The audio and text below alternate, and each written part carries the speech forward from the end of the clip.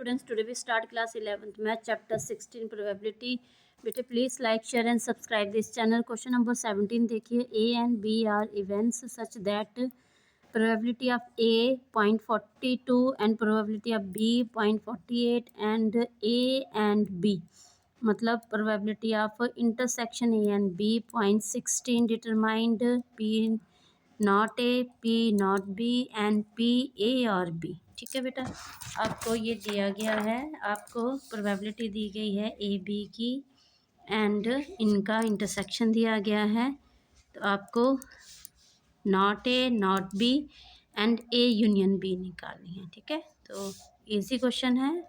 आप गिवन लिखेंगे बेटा.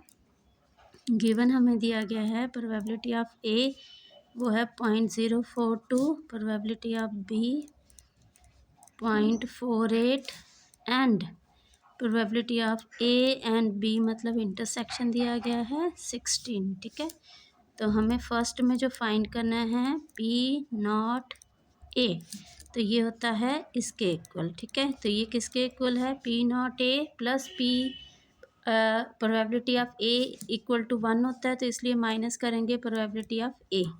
तो 1 माइनस ए की है 0.42, तो ये आ जाएगा आपके पास. यहाँ से आप माइनस करेंगे तो 1.00.42 ऐसे. ठीक है, तो ये आ जाएगा आपके पास 8 एंड 9 बचा 5.058, ये आ गया इसका. ठीक है, सेकंड है आपके पास प्रोबेबिलिटी ऑफ नॉट बी, तो नॉट बी मतलब ये. ठीक है, 1 माइनस प्रोबेबिलिटी ऑफ बी करेंगे बेटा, 1 माइनस 0.48, तो हमारे पास 0.52 आंसर आ जाएगा. ठीक है, नेक्स्ट है थर्ड पार्ट इसका. हमें पी ए यूनियन बी, इसका फार्मूला क्या होता है बोलिए? P probability of A probability of B minus probability of A intersection B. ठीक है, तो आपको सारा गिवन है डाटा. प्लस करेंगे 0.48 माइनस 0.16, तो ये बेटा इनको प्लस करेंगे आप 9.0 माइनस 0.16, तो आपके पास आ जाएगा 0.74. ठीक है, तो ये आंसर आ गया आपके पास. ओके, तो आप सॉल्व करेंगे अब क्वेश्चन नंबर 18. क्वेश्चन नंबर 18 में बेटा आपको दिया गया है, देखिए question number 18. In class 11th of school 40% of the student study mathematics. ठीक है, 30% biology, 10% both mathematics and biology. And if a student is selected at random from the class, find the probability of he will be studying mathematics और biology. ठीक है, आपको probability of mathematics की दी गई है 40%, 30% biology की दी गई है एंड आपको ये भी बोला गया है कि 10% जो है वो बोथ है. लिखा है ना, बोथ मैथमेटिक्स मतलब इंटरसेक्शन दिया गया है इनका. ठीक है, और आपको जो निकालना है वो क्या निकालना है? मैथमेटिक्स और बायोलॉजी मतलब यूनियन निकालना है. क्लियर है बेटा? ओके, तो सबसे पहले आप जो गिवन है वो लिखेंगे और इवेंट लेट करेंगे. ठीक है, तो हम लेट कर रहे हैं M and B be the event for students study mathematics and biology. ठीक है बेटा, एम आ गया आपका मैथमेटिक्स के लिए, बी आ गया आपका बायोलॉजी के लिए. क्लियर है? तो आपको जो प्रोबेबिलिटी दी थी एम की वो कितनी दी थी? 40%, 40/100. तो मतलब बेटा ये कटिंग किया आपने 0.4 आ गया आपके पास इसकी प्रोबेबिलिटी ऑफ मैथमेटिक्स की. बायो की कितनी आई? 30% है, 30/100, तो 0.3 आ गया आपके पास. और बोथ आपको दिया था मतलब एम और इसका इंटरसेक्शन वो कितना था आपके पास?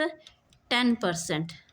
ठीक है, तो वो आ जाएगा आपके पास 0.1. ओके, आपको इसका यूनियन निकालना था. क्या बोला गया था?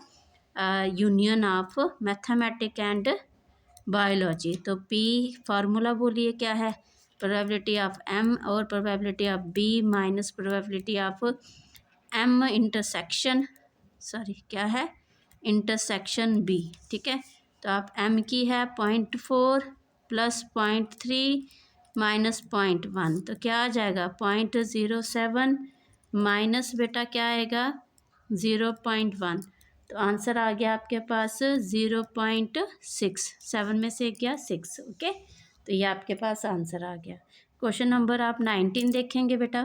क्वेश्चन नंबर 19 में बोला गया है, in an entrance test that is graded on the basis of two examination, the probability of a randomly chosen student passing the first examination is 0.8। जो फर्स्ट उसने चूज़ किया है टेस्ट, उसमें क्या बेटा उसकी प्रोबेबिलिटी 8 आई है उसके पासिंग होने की, ठीक है। Probability of passing the second examination तो वो है 0.7, ठीक है। Probability of passing at least one of them, at least one of them मतलब एक तो है, एक से ज़्यादा मतलब दोनों हो सकते हैं, तो मतलब ये यूनियन आ गया इसका 0.95। What is the probability of passing both, तो मतलब यहाँ पे आपको इंटरसेक्शन निकालनी है इसकी, ठीक है। तो आप गिवन जो है वो लिखेंगे बेटा। गिवन आपके पास दिया गया है, आप पहले लेट कर लो इवेंट इनके, ठीक है। ई and F be the event for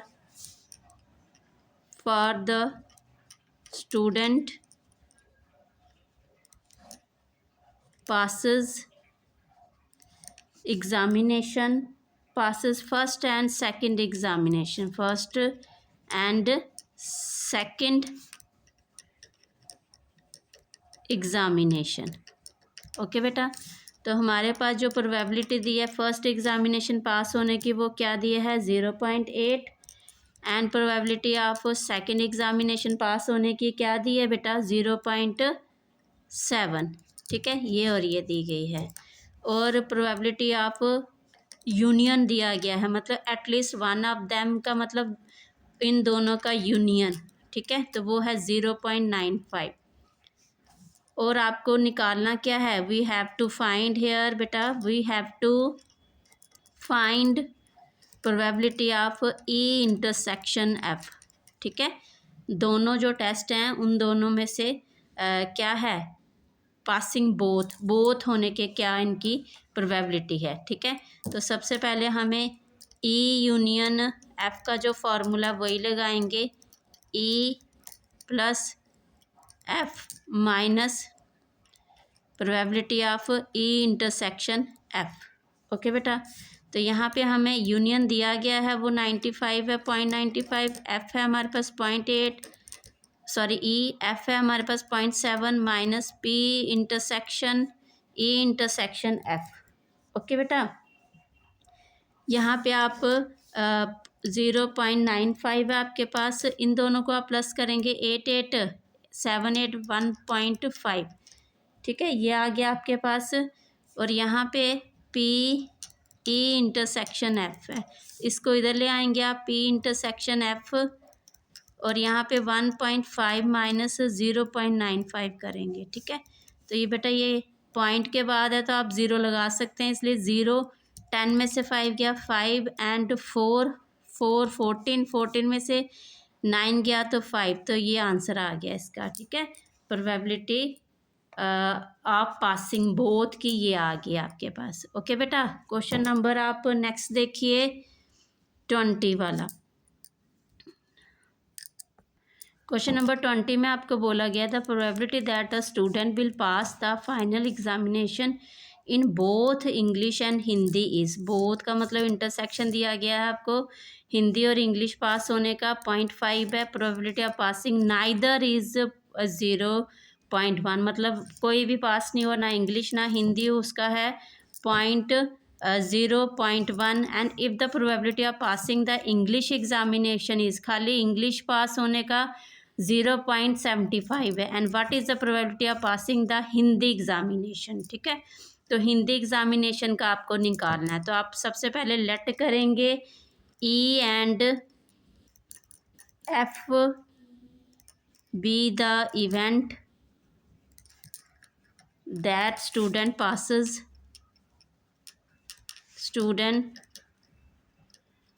passes English and Hindi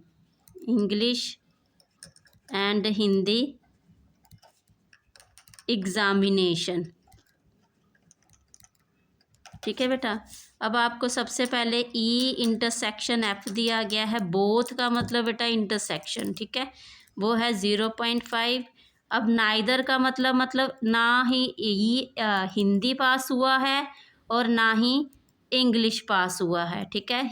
English के लिए ई है बेटा, हिंदी के लिए हमारे पास एफ है, ठीक है। तो ये आ गया, इसका आपको दिया है 0.1। ओके, नेक्स्ट आपको क्या दिया है, इंग्लिश का पास होने का। इंग्लिश का है आपके पास कितना दिया है, 0.75। ओके बेटा, अब आपको फाइंड क्या करना है, वी हैव टू फाइंड क्या, Hindi examination probability of F आपको फाइंड करना है, ठीक है।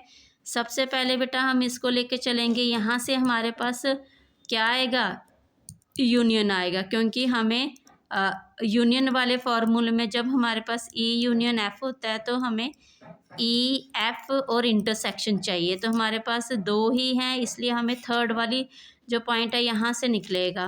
तो P intersection P probability E not intersection F not is equal to किसके इक्वल होगा, आपको अभी पीछे क्वेश्चंस में बताया था बेटा, पी ई यूनियन एफ और इसका कॉम्प्लीमेंट, ठीक है बेटा।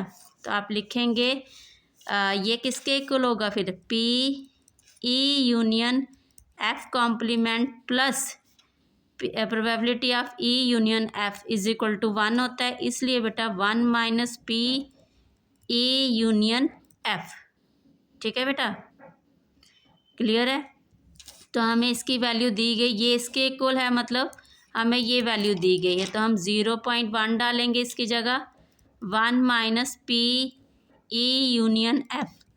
तो इसको इस साइड लेके आ रहे हैं, probability of E union F is equal to 1 minus 0.01, तो कितना आ जाएगा ये, अब यहाँ पे 1 है और 0 है, तो यहाँ पे 1 है आपके पास, तो 10 में से 1 गया 9, तो ये आपके पास आ गया 0.9, ठीक है, ये आपके पास वैल्यू आ गई।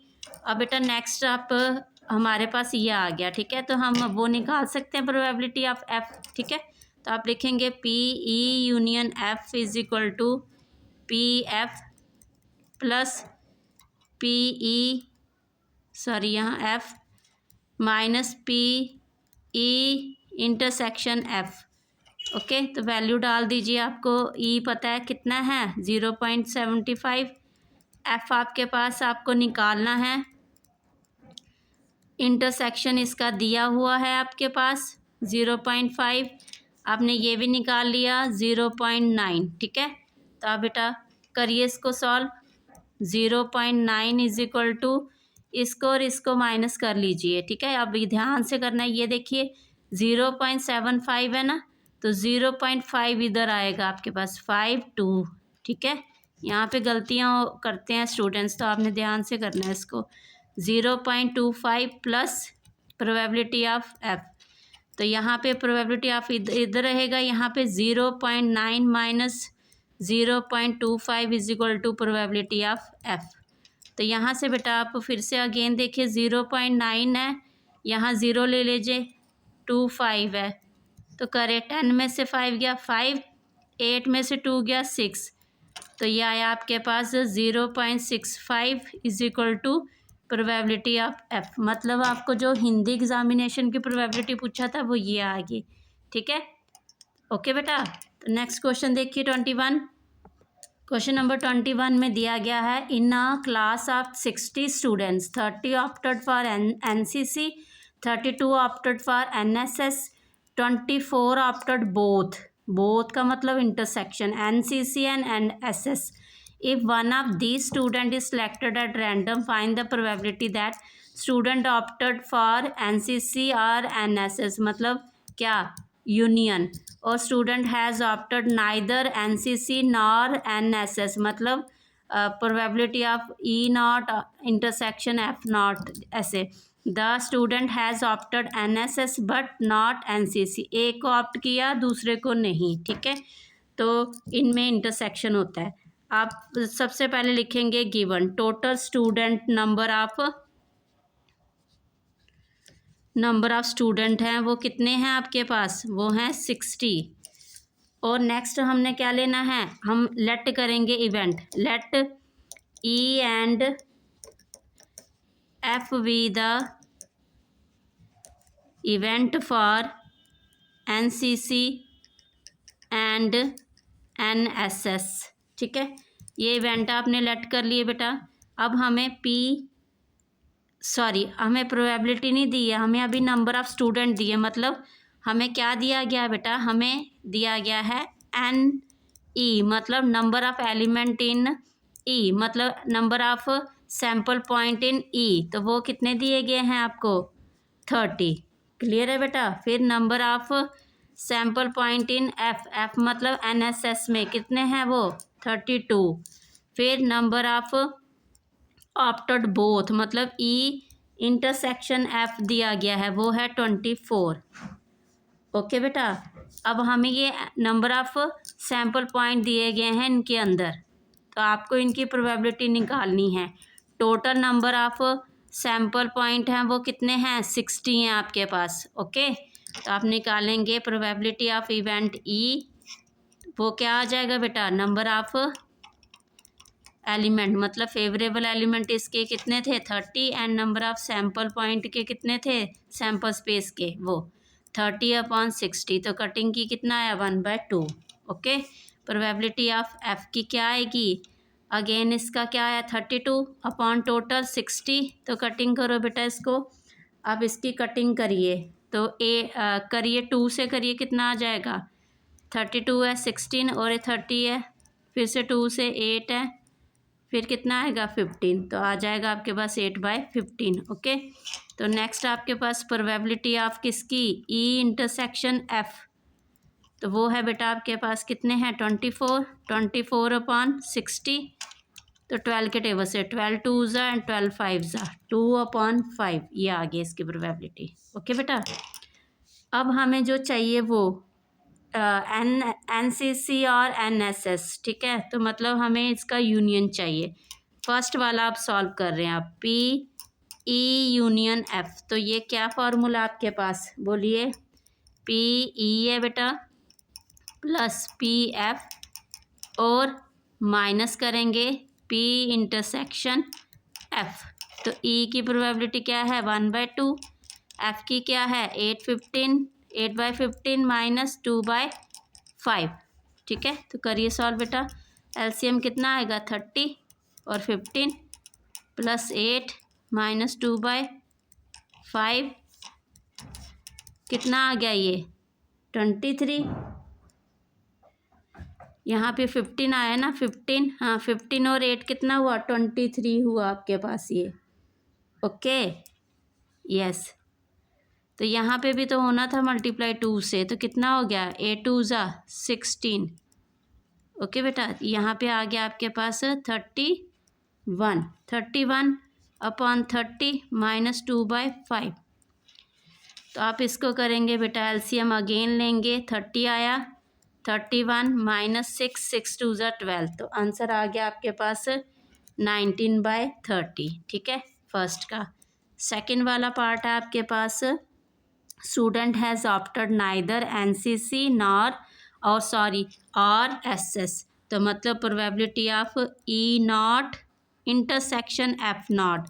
तो फार्मूला अब आपको याद हो गया इसका, बोलिए क्या है, किसके इक्वल आएगा, probability of E union F complement. ठीक है, तो आप इसको कैसे निकालेंगे, P E union F complement किसके इक्वल है, 1 minus P E union F के। ठीक है, तो वैल्यू डालिए बेटा इसमें, हमें इसकी वैल्यू तो पता है, अभी निकाली आपने, 1 माइनस 19/30, तो आंसर कितना आएगा, इधर 30 में से गया 11/30, ये आ गया। ठीक है, तो थर्ड पार्ट देखिए बेटा।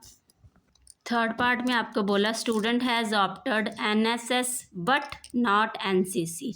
ठीक है, मतलब स्टूडेंट जो है वो ऑप्ट कर रहा है NSS but not NCC. NCC के लिए जो आपने लेट किया था वो क्या था, ई था आपके पास, और NSS के लिए N और इसके लिए F था आपके पास, ठीक है। तो सबसे पहले आप नॉट जो हो रहा है N, तो इसलिए नॉट आ जाएगा और बेटा आपके पास इंटरसेक्शन हो जाएगी F के साथ, ठीक है। तो आप ये किसके इक्वल होता है, ये आएगा probability of F minus probability of E intersection F, ठीक है। क्योंकि ये कह रहे हैं कि जो आपके पास उसने स्टूडेंट ने NCC ऑप्ट नहीं किया बट NSS किया है, तो NSS आ जाएगा। जो भी इन दोनों का कॉमन है वो इसमें से F में से वो आप माइनस कर देंगे, ठीक है। तो F हमारे पास कितना आया था, F की प्रोबेबिलिटी क्या आई थी बेटा, वो आई थी हमारे पास 8/15, ठीक है, 8/15। और इंटरसेक्शन क्या आई थी, 2/5 था, सॉरी क्या था, 2/5। तो आप इसका एलसीएम लेंगे 15 आएगा, 8 माइनस 3 2 ज़ा 6 हो जाएगा ये, तो आंसर आ जाएगा 2/15। क्लियर है। अब इसमें ध्यान से आपने समझना है, इसको क्या बोला था, student has opted NSS but not NCC।